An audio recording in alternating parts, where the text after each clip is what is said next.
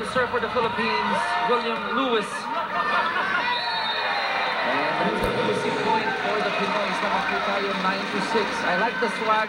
I like the confidence. I like the spirit, Coach Ron. It's really different if you're playing in front of your kababayans at talagang ginagamit na dagdag kumpiyansa ng ating koponan. Yun ay pangatlong point service reception na para dito sa Mongolia. Powerful attack by number 6. That's Guldur. Giving the 7-point ng Team Mongolia. At yan ang mga primerong offensive players ng Mongolia. MPM number 9. Ito itong kanilang manlalaro on deck to serve it. Wearing jersey number 6. This PLDT Home Fiber Power Spike is brought to you by PLDT Home Fiber, home's most powerful broadband. One more point for the Pinoys and credit that attack sa ating manalarong numero 12, Kino Franco. Excellent click.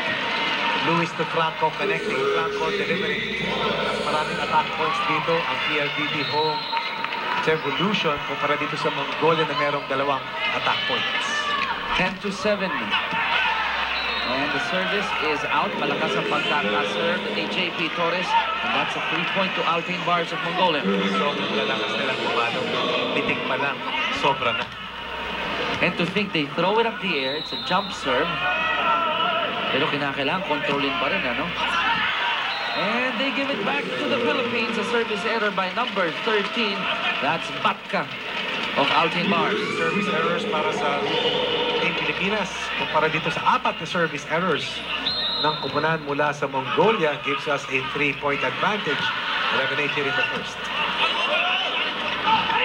Ball is alive.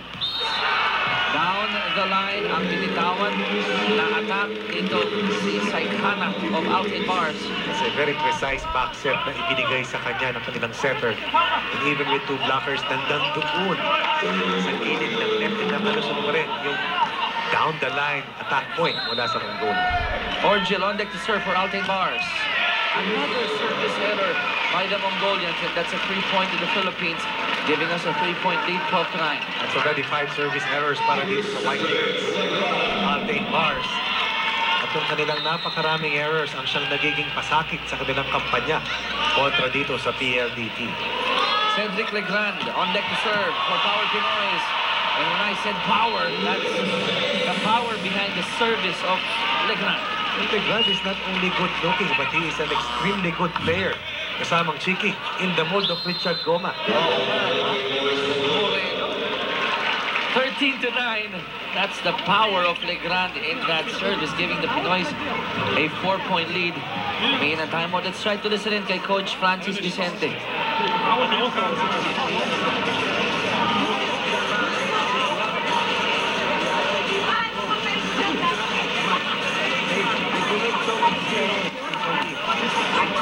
Move out to score.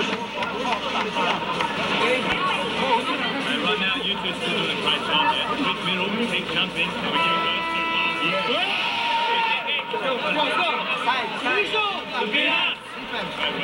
It's beautiful to hear if your setter says, you guys are doing a great job. It's all about staying positive and just giving confidence sa kanyang mga kasama. Lewis, tinutukoy mo kasamang Chiki, that's William Robert Lewis. A 6'5 reinforcement.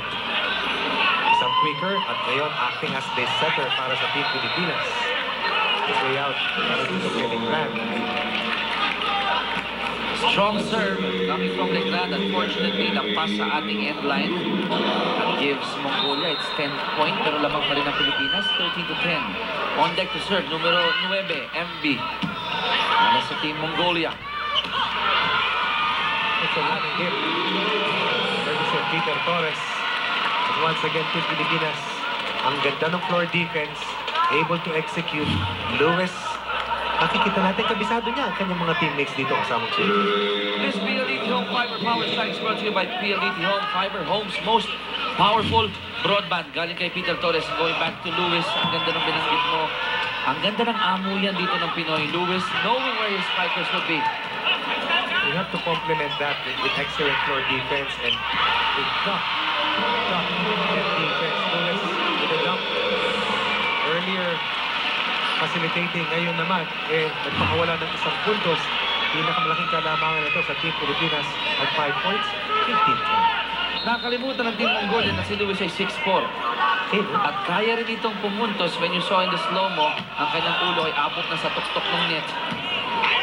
15-10, Philippines up by 5 and make that 6. Malakas ang atake ni Puldo. Naghahanap ng check ball itong Mongolia pero hindi na ibigay. Kasamang Chiki, 6 na puntos na ito na bate ng Team Pilipinas. Second technical timeout mga kaibigan. Walang bibitaw. We'll be right back.